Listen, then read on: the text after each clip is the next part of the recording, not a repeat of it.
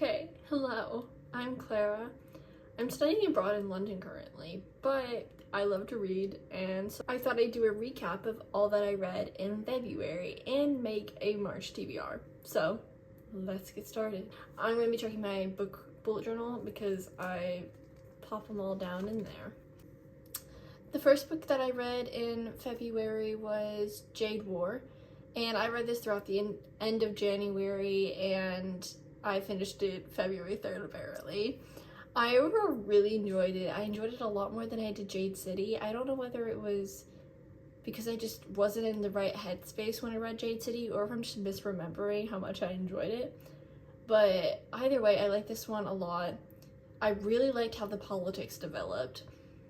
That's like the center of this story. Basically, it centers around a world where the magic system is based on Jade. They get their magic from Jade, and it's illegal in some parts of the world, or it's dangerous to people who are not trained to use it, basically. And it can be used as a weapon, so once again, governments don't obviously want people to have it. Anyway, but you follow, there's like these gangs slash like clans on these islands in Asia. I'm not exactly sure where they're supposed to be located, but these clans, there's some clan wars and different things of the nature. Anyway, the politics is really interesting in this. I really liked how the characters developed, seeing them grow up, because this book follows along a very long time period. It's like a couple of years, and seeing the characters grow up, and they're completely different characters from where we started at book one. That's a lot of development for just 2 books. Anyway, overall really interesting. The next book I read was Once Bitten, Twice Shy by Chloe Liese. Love a Chloe Liese book.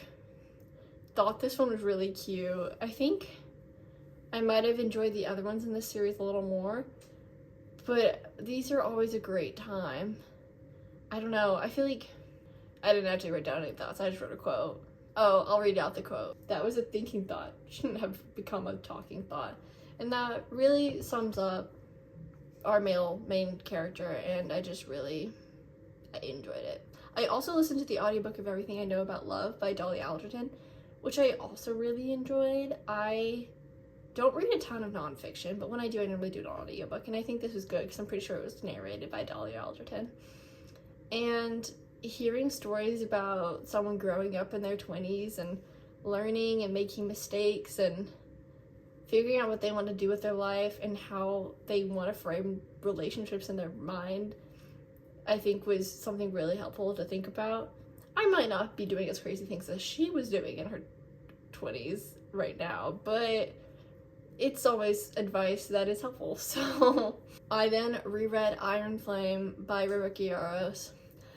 When I originally read Iron Flame, I read it like the day that it came out or the next day, because I think my Amazon delivery came the next day. When I read it the first time, I really enjoyed it. I had a good time reading it. And then as like it's been more than a year since that one came out, and I heard everybody else's opinions of people not loving it, so then I began to think I didn't love it.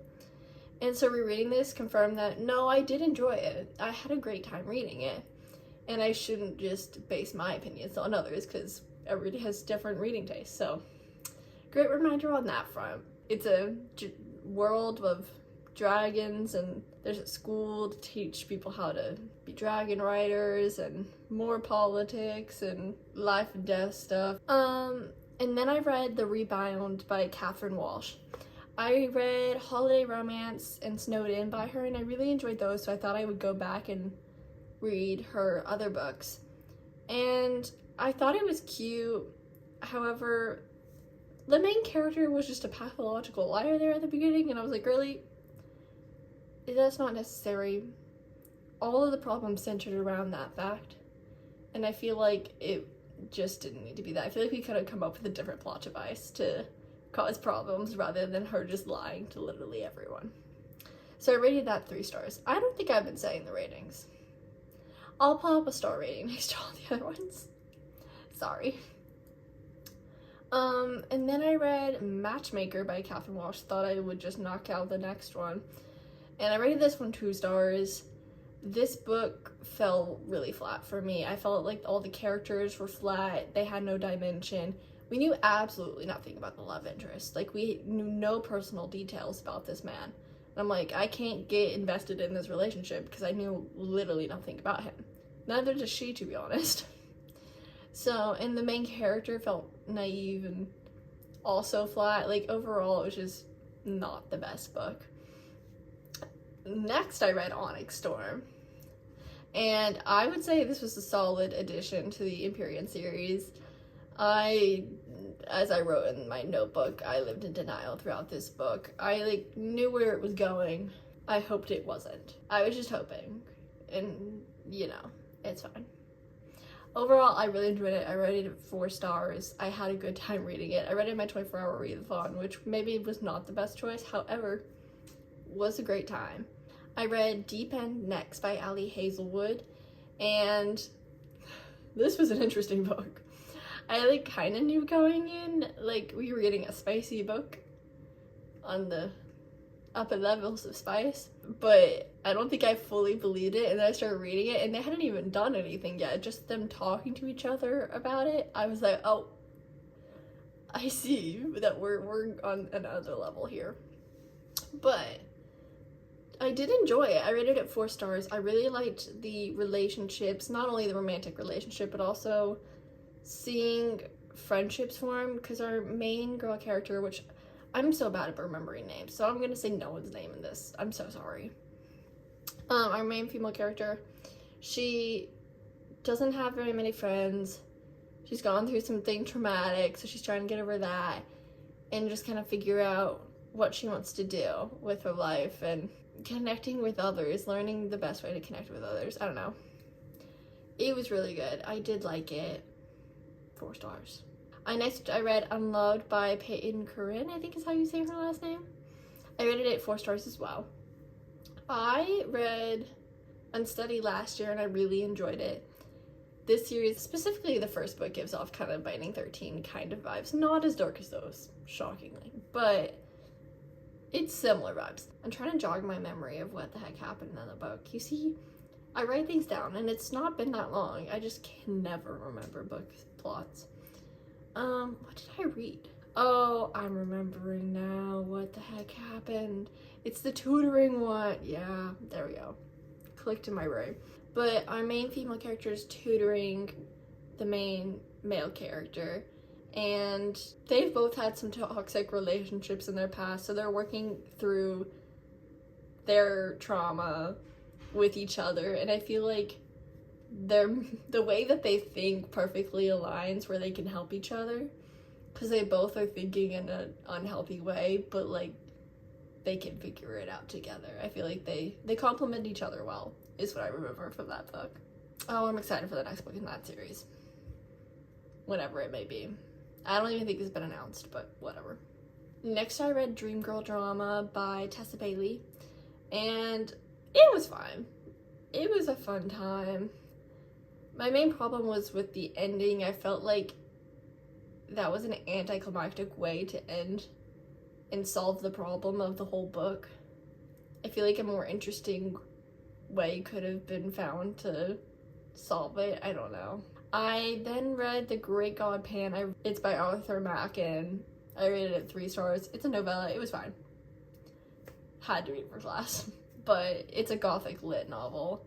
A novella, and it's interesting, to say the least. Did I really understand what happened? Not really, but you're not really supposed to. So, I feel like that's all that needs to be said about that. I read Under Locke by Mariana Zapata. I rated it 3.5 stars. My reading experience was fun.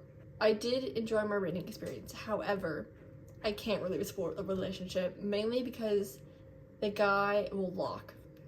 This one tells me the name, which is really helpful. Locke was so mean to our main female character for absolutely no reason. He said the most heinous things, and then doesn't really, he apologizes, but he's like, he doesn't at the same time, and she's like, that's not okay. But then she gets over it somehow. Personally, I wouldn't get over being talked to like that. So, I got into the book because Mariana Zapata is good at creating a good story with conflict and lots of external conflict that I really enjoy. But the romance fell off to me just because of that.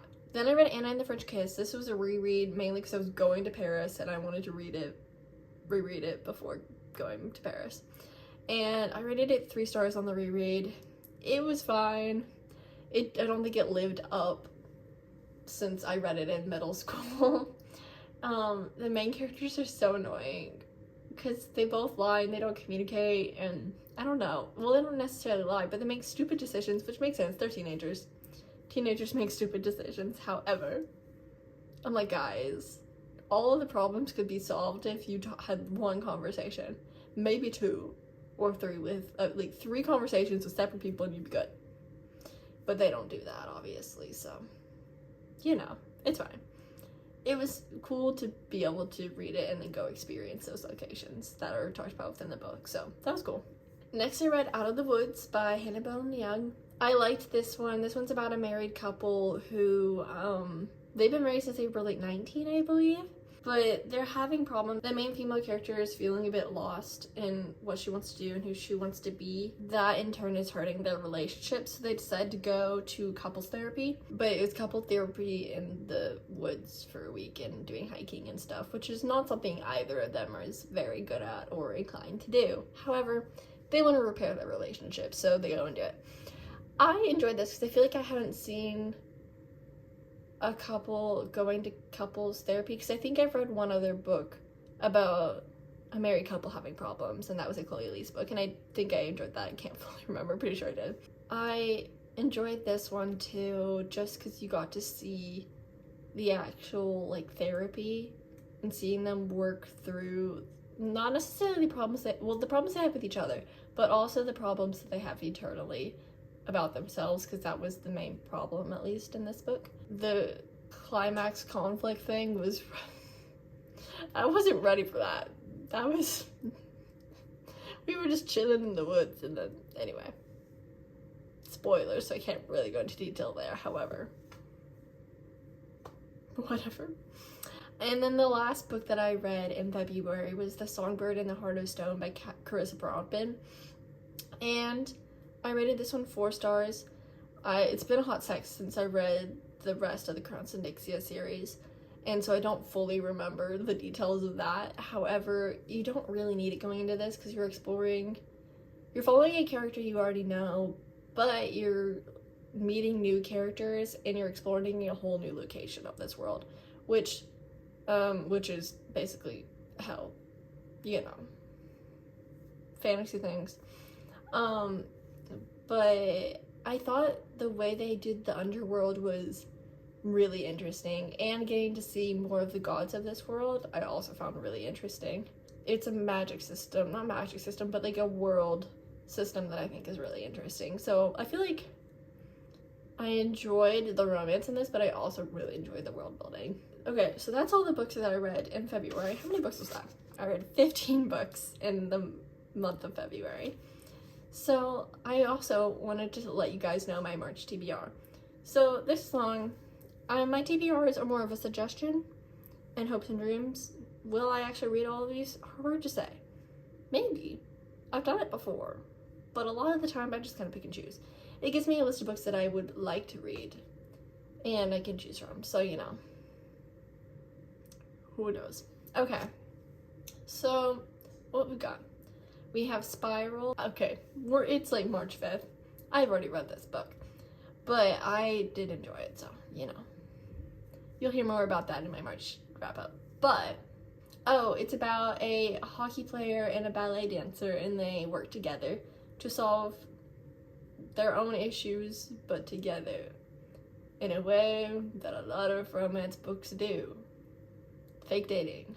I also have The Murder of Roger Ackroyd. I want to listen to this on audio, and I have been for like the last few weeks, so hopefully this will be the month that I'll actually finish it, because I haven't gotten that far in. Because the problem is I just choose to listen to music or watch TikToks instead of listening to an audiobook while walking.